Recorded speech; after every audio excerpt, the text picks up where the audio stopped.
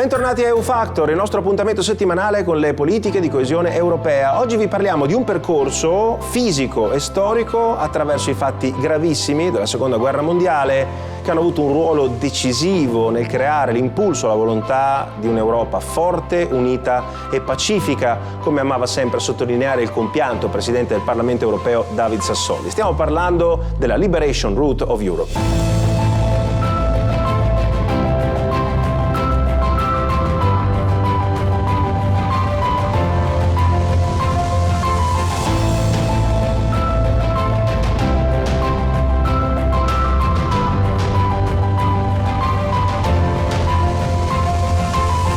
La Liberation Route è un'idea nata dalla volontà di un fotografo che un tempo si occupava di tutt'altro, di moda, di legare assieme i luoghi simbolo della liberazione dal nazifascismo. Questo dettaglio, un dettaglio storico importante per capire cosa c'è dietro a questo bellissimo progetto, ce l'ha raccontato il giornalista e scrittore appassionato di viaggi Federico Paci.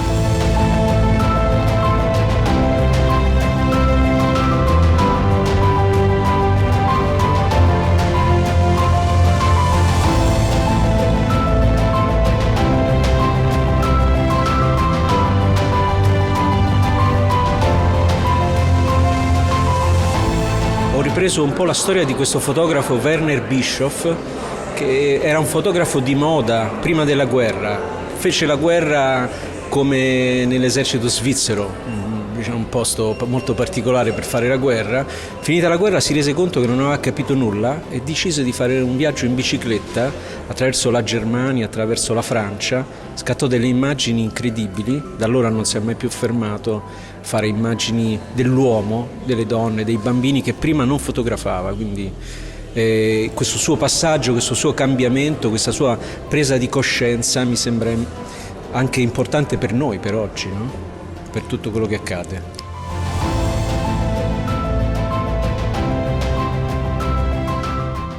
Secondo me si può viaggiare anche molto vicini, in posti che non siano lontanissimi, ma che ti spingano anche a scoprire delle cose che gli altri non conoscono. Quindi camminare e muoversi in bici in maniera sostenibile ti permette anche di avvicinare dei territori, dei piccoli angoli che sono solo tuoi. Quindi io sono fautore di un turismo anche individuale, no? Personale, con delle mete non predefinite. Bisogna sempre arrivare come ospiti inattesi, non devono sapere che stai arrivando.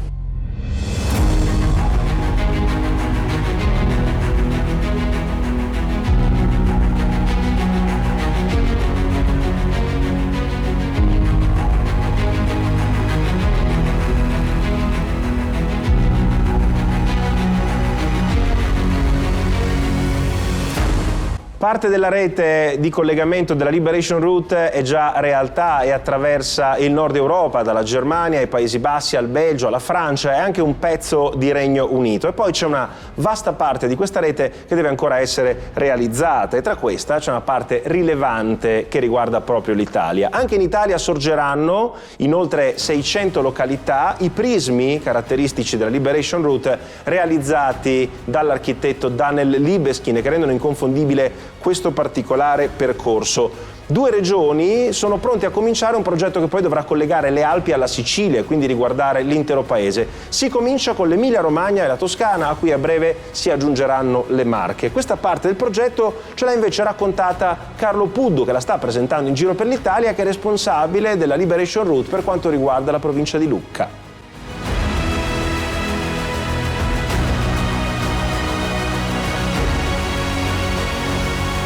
Le prime 2 regioni che hanno aderito al progetto Liberation Route Italia sono la regione Emilia-Romagna e la regione Toscana. Questo è un motivo di grande orgoglio perché ci permette di lavorare con 2 fra le regioni più sensibili ai temi della resistenza e della liberazione.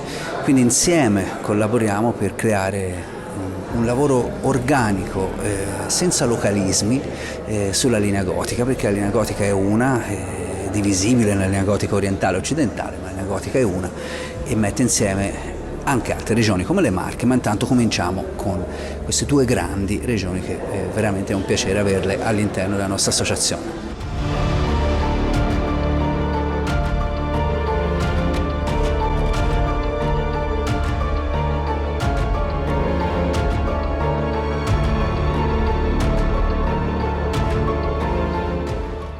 Ovviamente dietro al percorso fisico della Liberation Route, che è un percorso anche turistico, c'è una componente storico-scientifica definita da un comitato storico-scientifico che, oltre ad essere estremamente accurato nello scegliere e nel ricostruire i luoghi simbolo della liberazione tra le due linee gotiche e non solo, ha anche deciso di unire il passato al futuro, realizzando una rete che sia ecosostenibile e che favorisca lo spostamento attraverso la cosiddetta mobilità dolce.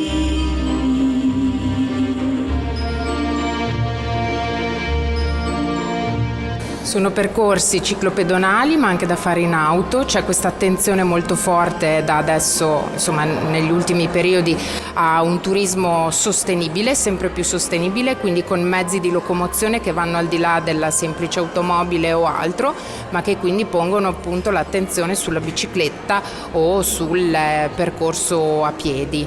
E ci sono una serie di guide online scaricabili che possono essere fruibili sia come podcast ma anche come appunto audioguide per chi autonomamente svolge i percorsi a livello europeo.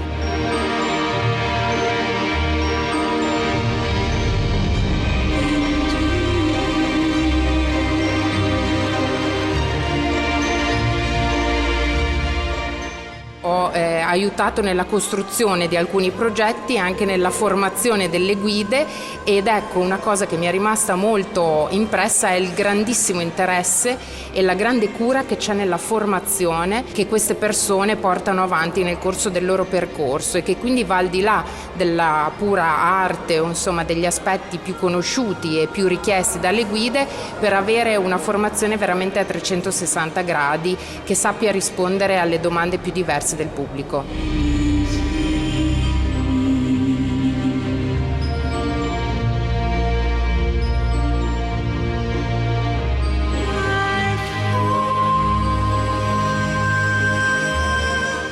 E allora, nell'attesa di imboccare anche noi la Liberation Route, magari anche la parte italiana del percorso, vi diamo appuntamento alla prossima settimana. EU Factor termina qui.